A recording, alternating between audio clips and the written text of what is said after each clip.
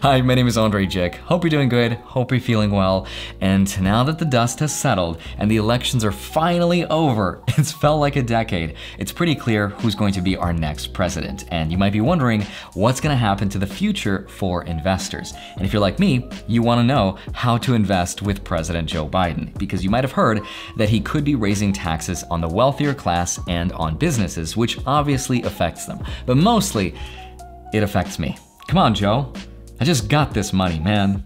But raising taxes on the wealthier class and on corporations does tend to have a negative impact on stock prices.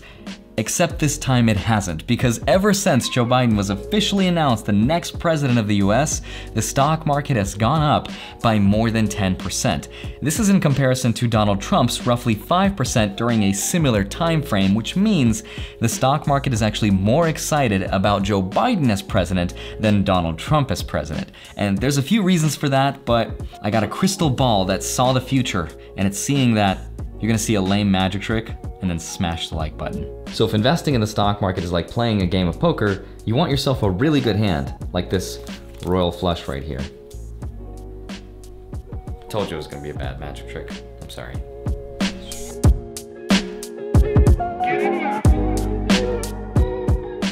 All right, so let's talk about how to invest with Joe Biden as president, because on January 5th, something important is gonna happen that you should be aware of, that the stock market is going to react to, and we should all be prepared. But before we get into that, I wanna make sense of what's been going on so far, because some people think the stock market is overvalued, because how can it be that we're still in the middle of a pandemic?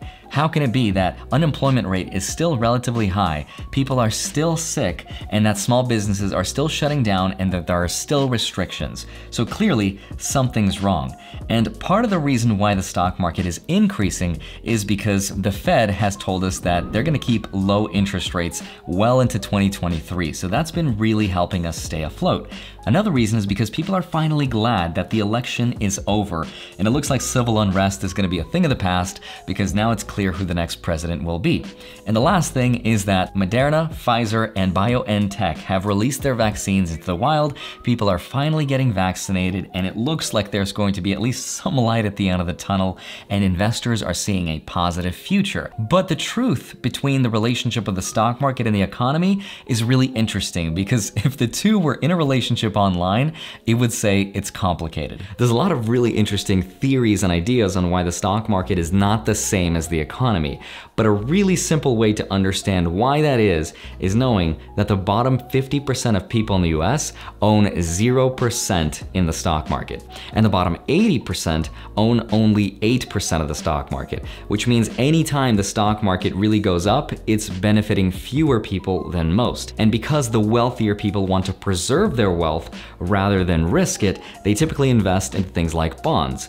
But because something called treasury bonds, which are bonds from the government, right now are yielding really low interest rates, which means their money is really producing very little income, instead, the wealthy class wants to invest their money that's going to give them a greater return than the bond market. So they're looking at two things, which is either the real estate market or the stock market, which is another reason why the stock market continues to increase despite what's going on with the economy. It's only benefiting mostly the wealthy class, which is why the two are not really connected. But I really want to back up what I'm saying with actual real data. So think of the two different variables, the stock market and the economy, kind of like this. The economy, for argument's sake, let's say, is our ability to produce, consume, and exchange stuff. But the stock market, which let's say is represented by these pieces of paper, like this Disney stock right here, which I bought on eBay, just want to show you as a tax write-off. But by themselves, these pieces of paper only represent control and power over said company. And by themselves, these pieces of paper don't actually reduce or increase the productivity of those companies that they represent, which means if the S&P 500 index, let's say, fell 50% tomorrow, for the most part, nothing much would happen to those same companies, because Apple would still make computers, Tesla would still sell cars, and the McDonald's ice cream machine would still be broken. Because seriously, every time I ask for ice cream, it's always broken. Is that just me? Okay. So using that logic and then working backwards at an extreme level, let's just imagine that if this is the stock market and it just disappeared and vanished overnight tomorrow, by the way, I'm not sure how that's the stock market, but let's just pretend that it is.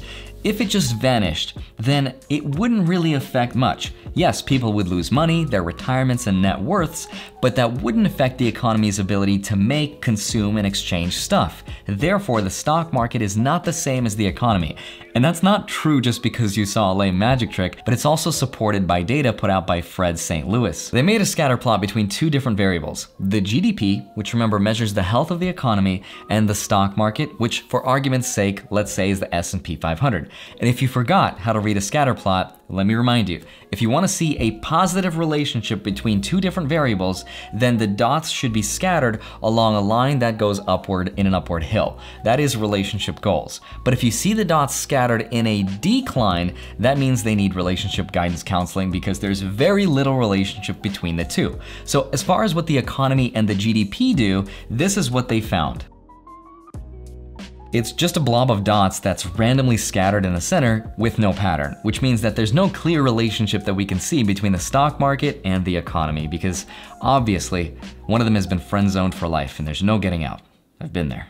But now that you know that the stock market is not the economy, there is going to be something interesting that happens in the future, and here's what it is. On January 5th, we're gonna have the Senate runoff elections in Georgia. And that's very important because as of right now, the House of Representatives is controlled by the Democrats and the Senate is being controlled by the Republicans. And that means there is a conflict of power in Congress because the two sides could never come together to agree on anything. The stock market and investors see that as a very good sign because that means no single political party can use their influence to create policies and laws that can potentially disrupt the stock market's growth.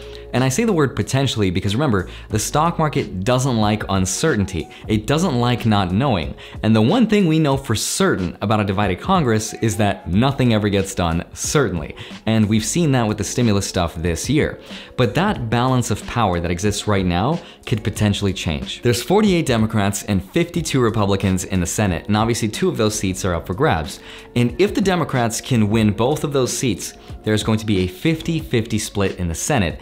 And the person who gets to be the tie-breaking vote is actually the vice president, who is obviously Kamala Harris, who is a Democrat. And that would mean that the presidency, the House of Representatives, and the Senate are all going to be controlled by the Democrats. So what does that mean for the stock market? So far, Wall Street has told us that the stock market is pricing in a Republican victory, which means that they think at least one of those Republicans is going to win the seat. Therefore, Republicans are going to retain control of the Senate. And they put the odds at around 73% chance of success.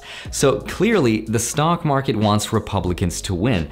And there's a very good reason for that. And that's because historically, the stock market has performed the best under a Democratic president and a divided Congress. Now, if the Democrats win though, I'ma head out.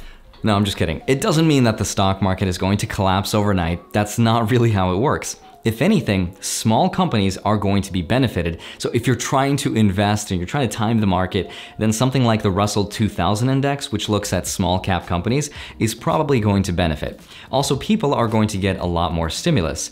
And I think the companies that are going to struggle the most in this environment are going to be tech stocks, which are going to be heavily scrutinized and regulated. And the second thing is going to be energy stocks if we get something like the Green New Deal.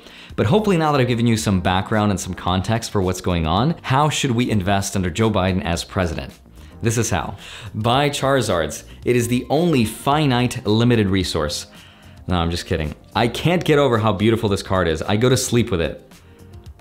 Technically, I can't tell you how to invest because I'm not a licensed professional, but I can show you how I'm planning to prepare by investing my money in these 3 top asset classes that I think are going to be the best ones in 2021, with the first of them being income-producing assets that focus on cash flow versus price growth, because I love passive income, and I think the best form of passive income is with these dividend stocks. Remember, stock prices in the short term are very much driven by emotion and heavily influenced by hype. For example, Yahoo and GoPro have increased in price before, but they've also fallen over 70%, never really returning much of a value back to their shareholders because it was the CEOs and the executives of those companies that took the value for themselves.